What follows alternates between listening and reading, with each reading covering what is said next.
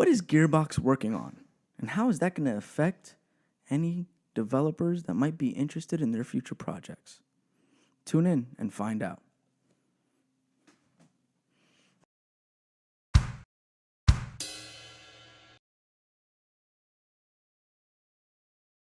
Welcome back, ladies and gentlemen, to another episode of Improv Gaming, where we're talking about Gearbox and what they're working on. They have this, what is it, with Project 1v1? Codename Project 1v1. Codename Project 1v1. Down the pipeline, they also have, why can't I think of it? Borderlands 3. Well, which it's not been officially announced. It hasn't been officially announced, but we do know that they are allegedly working on Borderlands 3. And we have some information about that. But first, let's talk about 1v1, Pete. What is 1v1? Let the people know. Do you have it up there? Yes, I do, sir. Thank you for having me on the show. No problem. It's an honor. Anytime. It's an honor. It's an honor to have you. So it's a shooter that Gearbox says combines the action of a fast-paced 1v1 first-person combat with a meta game strategy of collectible card game. Okay. So I kind of have to break this down, right? Yes, sir. So it's... Well, read it again, Pete. It's a shooter that Gearbox says, quote... Okay. It's a shooter that has fast-paced combat. Fast-paced 1v1 first-person combat. Okay. Fast-paced 1v1 first-person combat. Much like when you go 1v1 in Borderlands. When you melee them to invite for a duel. Okay. So, the second part is the part that we really have to break down and analyze, right? A meta... game strategy of collectible card game. Okay, so a meta game strategy of collectible card game. Please, I don't understand meta game strategy. Because to me, when I hear meta, I instantly think Deadpool and talking to the fourth person. Or breaking the fourth wall. I'm sorry, talking to the fourth person. Fuck is wrong with me? It's late. Breaking the fourth wall. Yes. That's what I think of instantly, right? Now, is that the same thing when you're talking about video games? Yeah. But it's... When I think about it gets me concerned. Because card battles usually don't work unless you're Gwen from Witcher. But a metagame strategy... So does that mean like an overall game strategy? Is that what metagame strategy means? We're going to look up the exact thing. Please. Because my concern here is like if it's fast-paced first-person 1v1 combat or action or whatever they're saying. Action, they're saying, right? First-person shooter. It's a shooter that has fast-paced 1v1 combat. So that means that it is going to be a first-person shooter in a 1-versus-1 scenario. Where are the cards coming into play in that? Like, are you Gambit, like with a gun, and you're just throwing cards at them? Metagaming is any strategy, action, or method used in a game which transcends a prescribed rule set, uses external factors to affect the game, or goes beyond the supposed limit or environmental set by the game. Okay, I get it. Okay, all right. Okay. So it's a first-person game in which a deck of cards is controlling the action. Similar to like Kingdom Hearts Chains of Memories. Yes. You're welcome. That's terrible. That's scary. That's very scary. Yes, it is. Here's the thing, right? Like, when Borderlands first came out, it was something that was scary, right? Mm-hmm. How are we going to get PvP in a non-online game that can be online, but it's limited to 4 people, blah, blah, blah, yippity-doo-dah, right? So, if anybody's going to pull off this phenomenal alleged or claim, right? It's definitely going to be Gearbox, right? It's not going to be Hello Games, who finally got multiplayer after a year. And it's not really multiplayer. Happy year anniversary. Yeah, unhappy year anniversary. You play it anymore? No. Okay. Not at all. But Gearbox is definitely going to be able to pull it off, right? They've already been through. I think this is why they have the confidence, right? They've already been through the obstacle course. They've done something that was like extraordinary, and they weren't able to. They people thought that they weren't going to be able to pull it off, and they did it, I mean, with relatively flying colors. Besides the nuance of Rat Trap, or the nuisance, not nuance, the nuisance of Rat Trap. I don't interrupt you like you interrupt me. No, you don't. But you don't know what I'm saying either. Or do I? No, you don't. I interrupt you, Pete, because I know the words that you're trying to say. I make words up all the time. Flugenheimer. The Flubel crank. Watch Rick and Morty, you'll know what I'm talking about. So what are your thoughts, Pete? You're afraid because it's kind of like this card battle thing that's like. If it's just a card, like, and I know I'm bringing up Gwent again, but Gwent is just focused on a card battle game. Cool. That's your area. That's what you know. Leave it from the actual other game of Witcher 3. You can go into little bars and play Gwent to your heart's content, and it spawned another game. Cool. Love it. When you have something where it involves cards, and yeah, for the fans that are into that, but I mean, Gearbox did do great with turning, what they did with Borderlands was very impressive. 100% what they did. And it's fashioned a whole Destiny basically is like has the same principles as Borderlands. So for them to do this, it's cool, but a lot of people like card battle games aren't their thing, and to have it as a first-person shooter, it's like, okay, Gearbox, we trust you. Let's see what you have to deliver. Yeah. It's I mean, tricky. if it's possible, Gearbox can do it, right? If it's something that's possible, I think we as gamers have the confidence in Gearbox to pull it off. I need to see a trailer. But That's again, here's I think a thing that Pete was really trying to touch on. It's such a niche community, card battle games. It's such a small community, right? And I'm not saying small in the sense that I'm saying in the percentages, right? Like when you consider how many people are out there that are actually into Pokemon card battles or Yu-Gi-Oh card battles or Magic card battles or Gwent as a video game, right? It's so small compared to the actual gaming community that is it really worthwhile to do it? Like, are you just trying to ride the Gwent coattails and see if you can pull this off? Gwent was successful because it was a new card battle game. It achieved what it needed to achieve, right? And it was the option to play it or not. Yeah, and there was the option to play it or not. What CD Projekt Red realized was that there were a lot of people playing Gwent. And it's because, the rules were formally thought up. They designed a game within a game. So they basically gave you two games that you could play.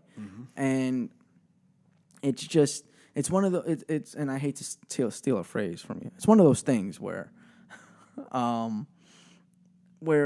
you got to know exactly where the peak of this is going to be if you want it to be successful. Don't start investing way too much money in this. Do it like CD Projekt Red did it. If it was me, I would have done Borderlands 3 and had this other option of a way to play it inside of an arena or something like that. Like, oh, we're going to try something different. And if it worked, then I can turn that into a full-fledged game. 100%. But delve all my resources into this one game, and on the side, I could do this other thing inside of that one game. And if people loved it, then yeah, you can branch off and do another game that's based off of it. And it doesn't need to be Borderlands. It could be a completely different title. It wasn't called Witcher 3 Gwent. It was called Gwent. So you could have called it like I don't know, Bloodlands. The Bloodlands, and then you could have been like, oh, this is the Bloodlands, and you could have given it this whole history of why it is that, like, NASCAR has this whole history, and you could have given this whole history of why it is that Bloodlands exists, or something along those lines. But let's take that to our next topic. Well, in closing with that, I think that it's very interesting what they're doing, because no offense to the card battle enthusiasts out there, but it's one of the very rare gameplay that people go to. And then you have a first-person shooter, which is primarily the game that everybody plays. Everybody plays their Call of Duty, Yeah. Battlefield, and stuff. Yeah. So merge them together. It's going to be very interesting. It'll be very I interesting cannot to see wait to what see happens. a trailer because that could speak a lot, and you can either win fans or lose them. I have faith in you, Randy Pitchford. I really do. So in other news, Telltale, the guys from the Borderlands series, who did an excellent job on the world, want and hope that some of their characters they created will be in the new Borderlands game. I don't see this as being a likely thing,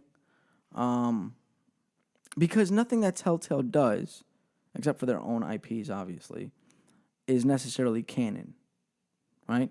Your Minecraft is canon because they allowed it to be, right? Your Guardians of the Galaxy is canon only if they allow it to be. We already know that Guardians of the Galaxy are going to face off against Thanos in Avengers Infinity War, so therefore what you did is not canon. Certain things, though, but Game of Thrones, to play devil's advocate, it involves around this very important episode in the show called The Red Wedding. Mm-hmm. I don't want to spoil it for anybody, but it does play off of that in the first episode, so it does affect... Game of Thrones affects the game, but the game does not affect Game of Thrones, therefore it's not canon. Yeah, I know. I'm just saying. You get what I'm saying? Like, they could have tie-ins to the movies and the shows and whatever they want to, right? It's the same thing with Agents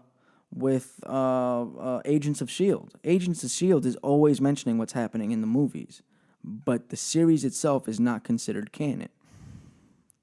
You get what I'm saying? I get you. So you don't think there's no way you'll see characters? It's up to Gearbox on whether or not they want to include those characters. Like, are they formidable characters? Are they characters that they can work with within their scope of, we have 4 classes. I don't know if they're still going to do the 4 classes. Maybe they'll expand it to six classes. Ooh. But I mean, they did kind of expand to 6 classes in Borderlands 2, I believe.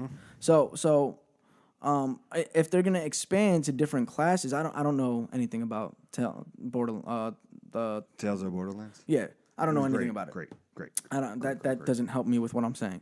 But I have no idea what the story is, what the narrative is, who the characters are, and whether or not they are actually characters that could be playable as first-person shooters. I don't think they would be playable. I think what Gearbox should do, which I would think would be very cool, is to have them in like passing by or like as something. NPCs and stuff like that. Oh, okay, I got Not you. main characters, but they at the end they go to a vault. It would be nice, go into a vault, like to have them appear and just be like, oh yeah, oh we did that vault. It was too dangerous, Best of luck because of the something where it says, oh there they are. They're not primarily in the story, but it's showing acknowledgement that hey, Gearbox, we allowed because every time Tales from the Borderlands would be like, in associated with Gearbox Studio, N2K, Tales from the Borderlands, episode whatever. Like, it showed that they supported it. So I think that if they could definitely have characters in. But again, like I said, it's really up to Gearbox as to whether or not to make it a canon part of the universe, right? The same thing with Game of Thrones. Like, if Game of Thrones next season was to mention all the people that were in the Game of Thrones Telltale series. Well, in the book, the characters are mentioned. The Okay. TV show is not. Okay. That's what I meant to say before. Okay. There's House Forrester, which is mentioned in the books, but it's not really mentioned in the TV show. So if they were to bring that storyline or those story arcs into Game of Thrones, because again, Game of Thrones is Game of Thrones, right? Like, anybody could die, and now you have a slot to fill. Right? You can end anybody's story arc at any moment, and now you have a slot to fill with information, and so it could happen to anybody. Yeah. So they could, because Game of Thrones is loosely based off of the book. It's not 100% based off the book. It's like Walking Dead, where Walking Dead was loosely based off of the graphic novel. Yeah, they divided. But they kind of geared off and they started doing their own things things. that have to stay, but for the most part, it's the same thing. So that's the big area, right? Like, they could, if they chose to, bring in somebody into Game of Thrones and be like, oh yeah, that was the guy from the Telltale series that you didn't know existed because we never mentioned him before, but he is part of the book. It's interesting. I look forward to seeing if they do. I'm also excited for Borderlands. It's not my favorite series, but I love Borderlands, man. I want somebody to play with. I wish I knew you back when I was playing Borderlands, because I would have loved to have like somebody to play with. that's like Joe. Joe used to play. Yeah, I would like with the three of us. Imagine the kind of gear that would drop. Nerd. Anyway, ladies and gentlemen, if you didn't know, this is Improv Gaming. We come to you every Tuesday and Thursday, approximately 6 a.m. to 6 p.m. Anytime in between that, we drop a new episode on Tuesdays and Thursdays. We also come to you every Sunday, live, 6 p.m. Eastern Time. And as always, I'm joined with the host with the most, Mr. I'm Wondering himself, with the Kangol cap in tow. It's Mr. Peter Anderson. No, I did not, sir. As I live and breathe, thank you for having me on the show. Oh, you're very welcome, sir. We're very happy to have you. It's always a pleasure. Always a pleasure. Hopefully, I'm invited next week. Hopefully, you're invited next week. I can't wait to see you. You have to check your schedule because I know my people are ready. I'll talk to my people. I'm always joined with the best ponytail in the business. It's fabulous. He only does everything. I try. He's the host with the toast. I don't know what that means. Mr. Nicholas DeJesus. How's it going tonight, ladies and gentlemen? If you like what you saw, hit that like button. And if you want to see more, hit that subscribe button. As always, game on.